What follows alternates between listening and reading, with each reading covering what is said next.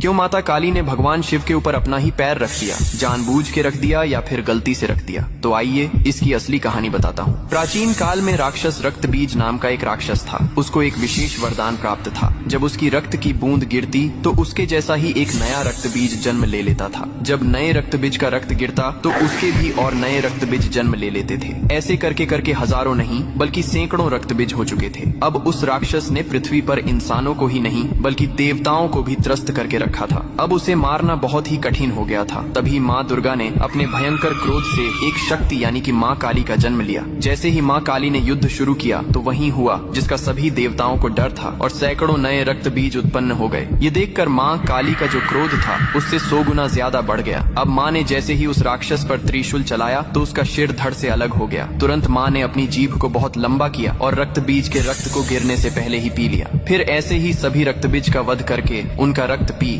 कर उनका क्रोध अब 100 गुना से 200 गुना बढ़ गया था। धरती कांपने लगी थी, समुद्र मथने लगे थे, देवता भयभीत होकर इधर उधर भागने लगे थे। तब देवताओं ने भगवान शिव से प्रार्थना की, हे महादेव, आप ही माता काली के संताप को शांत कर सकते हैं। शिव ने देवताओं की पुकार सुनी और माँ काली के सामने युद्ध भूमि में पहुंच गए। लेकिन माँ अपने तांडव में इतनी लीन थीं कि उन्होंने शिव को भी नहीं देखा। तभी भगवान शिव ने स्वयं माता के चरणों में लेट गए। जैसे ही माँ काली का पैर अनजाने में शिव के सीने पर पड़ा, तुरंत उनका क्रोध शांत हो गया। उन्होंने नीचे देखा तो अपने प्रिय पति शिव थे। यह देखकर उनकी जीभ शर्मिंदगी से बाहर निकल आई। इसके बाद शिव ने मुस्कुराते हुए कहा, हे माँ, तुम्हारा यह रूप सृष्टि के संतुलन के लिए था, लेकिन यह रूप अब धरती पर बहुत धाम धूम से पूजा जाएगा। यही कारण है कि तस्वीर में और मूर्तियों में माँ काली को शिवजी पर खड़े हुए दिखाया जाता है, जो बहुत ही शुभ